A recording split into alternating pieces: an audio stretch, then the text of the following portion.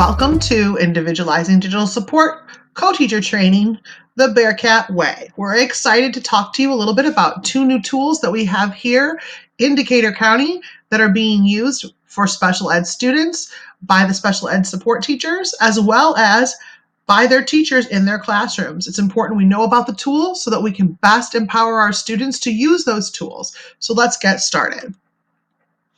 Today, our learning intention is that we have a better understanding of text-write tools and the digital supports for Tier 2 and Tier 3 students, because this is going to help us to support our student autonomy and impact student learning.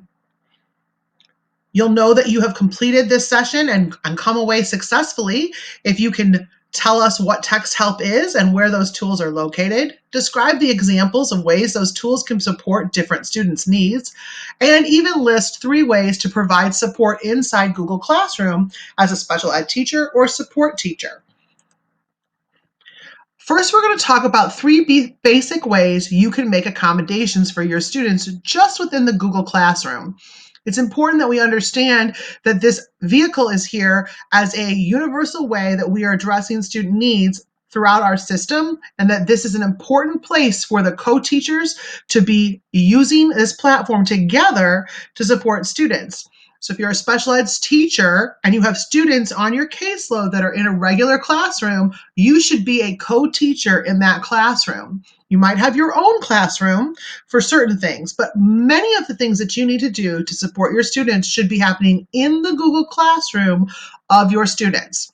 You can post individual comments in there. You can open individual copies of a student's assignment to modify it or make an accommodation, and you can even select students to receive a totally different modified assignment. In order to do that, you have to be added under the People section right here as a teacher. You can, like I said, go into the individual area and you can assign to all of the students at once, or if you click off there so that there's no click next to all students, then you can select individual students to receive individual assignments. If every student has received a copy, then you can go into the assignment, view the assignment, go up to the work tab for student work, choose the students that you want to add comments to, and send an individual assignment to those students or an individual comment to those students. This is important because no one else sees it, so the child is in the least restrictive environment socially, but they're getting the most individual that you can give them. They're getting that personal comment.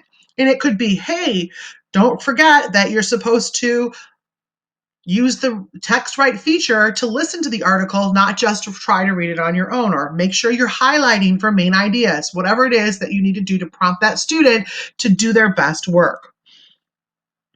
Again, you can also go in and modify the assignment. Similarly, you can go in where that each student has a copy already. So you're going to go into student work, you're going to choose the student, and then you'll open that student's copy of the assignment. Then you can go in there and make any changes that you want to make to that child's assignment. You might want to adjust the passage and make it a little bit easier. Change a lexile level. Limit how many questions they have to answer.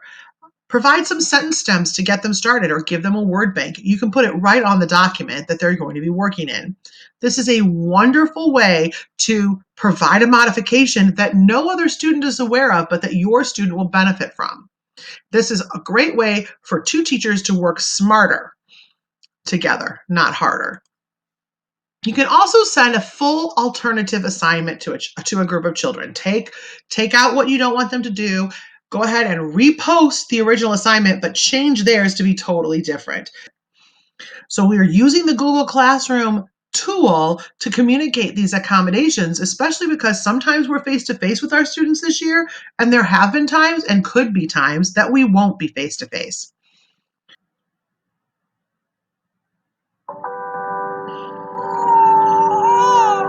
We all need to be understood. From our first moments, we're trying to be heard, to have a voice. We want to understand the world and be understood as the individuals we are. Language is the passport to communication and understanding, but literacy isn't a privilege we all enjoy equally. Children struggling to read and write can often lose confidence with lifelong consequences. If you're using a second language, it's easy to make mistakes or feel isolated at school or work. Learning difficulties like dyslexia can make everyday life frustrating. We believe that everyone deserves to be heard. Our technology helps people all over the world express themselves with greater confidence and fluency. Even if you're confident with words, a little extra help with routine tasks like checking your own writing could be very useful. Nothing thrills us more than hearing how we have changed lives for the better. Although we are different, everyone deserves the same chance to understand and be understood. From literacy to life. Text help. Is the right of every child to be able to communicate the best that they can to participate in the school environment. We don't want every single assignment, every single school learning experience to be one where the deficit a child has is the focus. If a child struggles with reading, reading isn't always what you're instructing towards. Allow them to use a tool to empower them to still unlock content at their level. Read Write will help us with that. It's an extension that's been pushed out to all of our students that are 504 or IEP students, paid for by the Department of Ed. It's a part of this Text Write family. Text Help is the one that we're looking at today, and it is a floating toolbar that will show up in all Google apps and also on all internet platforms for students that it has been given to. The special ed teachers have been trained and will tell the students how to make this application appear for them. The Read Write program has several features. It has text to speech, word prediction, picture dictionaries, audio makers, study highlighters, to name a few. Let's take a closer look at what Text Help offers for our students and the features. Millions of young people around the world are getting a daily literacy and language boost with Read and Write. And now we've made it even better. Read and Write helps students learn, research, and express themselves more confidently at all grade levels and across all subjects. The friendly toolbar works with web pages, PDF files, Google Docs, and all your classroom documents and existing lesson plans. And with great features like text-to-speech, word prediction, picture dictionaries, audio maker, and study highlighters, it fits right in with today's varied curriculum and teaching strategies. When you've got a classroom full of individuals with their own abilities, challenges, and attitudes to learning, Read and Write gives every student just the right level of personalized support they need. Fluent readers looking to enrich their vocabulary, English language learners, and students who are performing below average in their literacy scores, allowing them to catch up with the rest of the class. Read and Write offers help to all your students. What's more, it includes welcome extra features, which give students with additional learning needs like dyslexia a little extra support without making them feel any different from their classmates. Read and Write is easy for schools to deploy and use. One license gives full access for every type of device: PCs, Macs, Chromebooks, and tablets. And it's always up to date, with updates being delivered automatically. So support is a breeze for busy IT staff. Sign in and you're good to go, in class, at home, or on the move. So why not give every one of your students a valuable literacy boost with our best ever Read and Write? So you can see there's lots of different features inside Read and Write that we need to be familiar with. Let's look at some more of them. Text to speech is probably the most helpful tool that we have. Let's take a closer look. To use text-to-speech in a Google Doc, just place your cursor where you want to start reading and click the play button. Most of the energy we use today comes from fossil fuels such as gas, oil, and coal. However, these fossil Read and Write uses dual color highlighting, which helps improve comprehension. What's great about this is you can set this so that it can do just words or it can do sentence by sentence. It will chunk for you. You can slow it down so it goes a little bit slower and have your students read along with it to increase their fluency, and then adjust the rate to go a little bit faster until it's at a normal rate. You can do all kinds of things inside of here. When they're online, they can also use this feature. Let's look at that. To read text on the web, use hover speech to simply hover over some text with your cursor. The unique geography of the Arctic leads to unique weather patterns that reappear in the region year after year. The map of sea level pressure for October 1st to 30. You can also highlight a selection and click the play button. Keep in mind that if you encounter inaccessible text, you'll need to use the screenshot reader for that. Let's take a second and look at the picture dictionary that's built inside of ReadWrite. To use the dictionary, just highlight an individual word and click the dictionary button. Each definition can also be read aloud. Noun. A machine that is powered by the wind. The electricity in our home is generated from a windmill. The picture dictionary provides images and symbols to help with comprehension. To use, just highlight a word and click the picture dictionary button. You can even copy the images or just drag them right into your document. These features can be used the same way on the web, in Google Slides, and more. This tool is going to empower your students to do their own vocabulary background and get those words defined quickly and easily so they can move on and they're not stuck waiting for a teacher to address confusion or a need. The prediction tool is something quite different. Let's take a look at how prediction works. To use in a Google Doc, open the Read and Write toolbar and click the prediction icon. A list of word suggestions will appear as you type.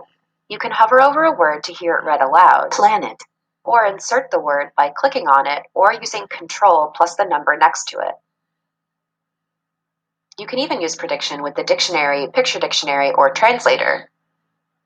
Just hover over a word and you'll see a definition, image, or translation.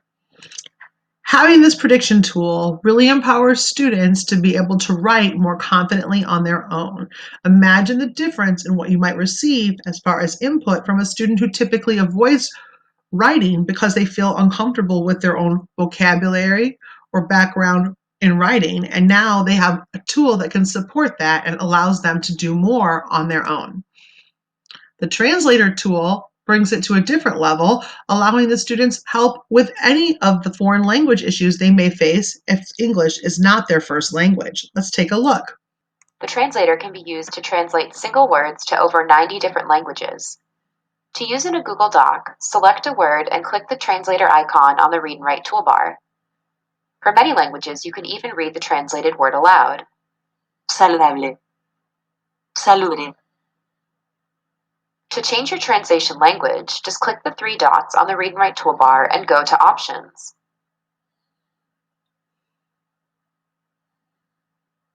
Translation works the same way in Google Slides, Inselgruppe. and on the web. I have to say that the pronunciation inside Translator is really very good, and it gives kids who are a little bit nervous about what to say some confidence. And if you have the translator on, sometimes when they open up the picture dictionary, it will give them both languages as a definition or as an idea, even in the prediction. And that allows those kids to flow between their two languages and really empowers them in the target language that we're trying to grow. Screenshot Reader is really going to allow the students to get access to that graphic element on a website that is full of text, like a chart or a graph, those things that they struggle with understanding, especially because there's a lot of technical terms. Let's see how that works. To use Screenshot Reader, open the Read and Write toolbar and click the Screenshot Reader icon. Then just draw a box around the text you'd like to read. Sea level pressure composite mean, MB, October 1st to 30th, 2010. You can use the pause, stop, and play buttons to control the reading. You can even copy the scanned text to your clipboard to paste into a document or other application.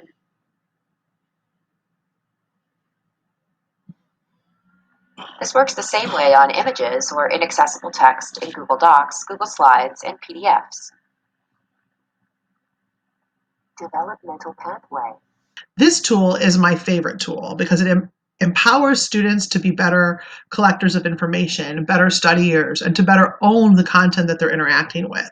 We've used a lot of highlighting techniques with our students in face-to-face paper activities and even some online, but there's some power to this tool that we don't normally have. Let's take a look at it. Shows how to use the highlighters in Read and Write for Google Chrome to do research and extract key information from docs and websites. The highlighters on the Read and Write toolbar can be used on the web to identify key information as you're reading.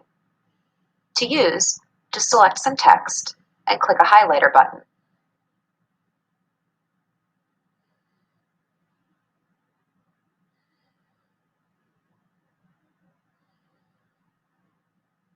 Your highlights can be extracted into a new Google Doc using the Collect Highlights button. Just choose which colors you want to include and how to sort them, and click OK. This will automatically generate a new doc in your Google Drive containing your highlights, as well as a link back to the original source. You can also collect highlights the same way from a Google Doc. Most teachers flip out over the vocabulary tool. Let's look and see what happens here. The vocab feature allows you to create a vocabulary list from individual words or terms. To use in a Google Doc, just use the colored highlighters to highlight individual vocabulary words.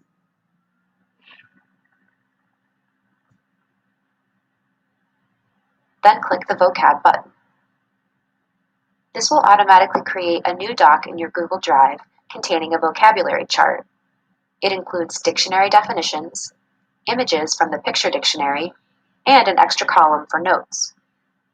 This doc can now be easily customized for your individual use or even shared with students.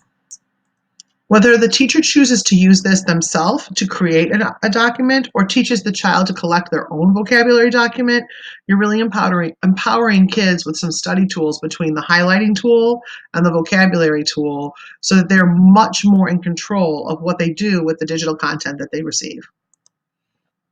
Sometimes digital teaching can seem a little impersonal. Our teachers are using these voice notes and embedding comments inside Google products because ReadWrite has provided this opportunity.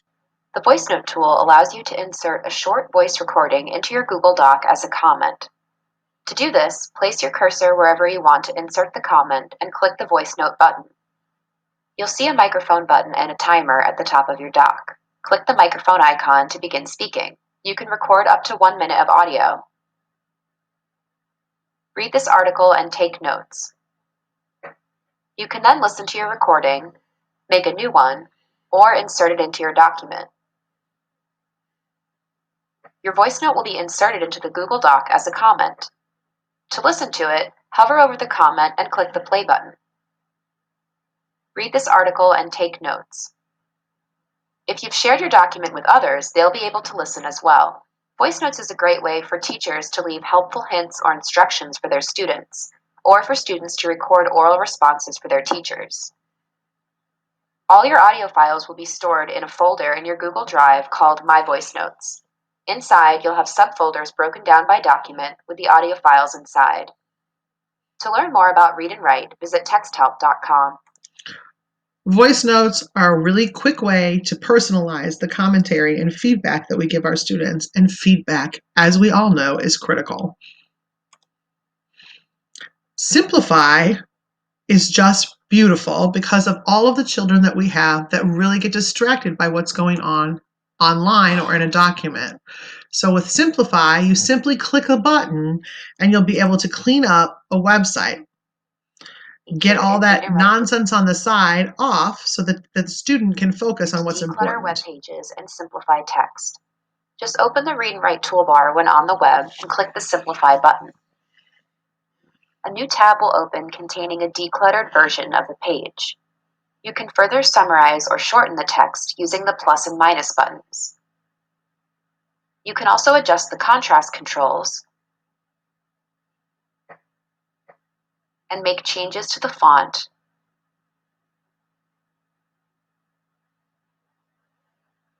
and spacing. The Read and Write toolbar is also available on the simplified page for reading, looking up words, and more. Caleb Pratt greets a driver as he hauls his boat toward. Lastly, the Discover tool helps you get background information on subtopics or terminology used in your text. Just click on an underlined word, and you'll see an image or some additional information to help with comprehension. Clearly, this tool is going to make it a lot easier for students to personalize for themselves what they're reading if they learn how to use it themselves, or for you to personalize for them what they're working with, whether it be online or a document that a teacher's given. It won't be as hard to modify an assignment because it can be done really for you using this tool.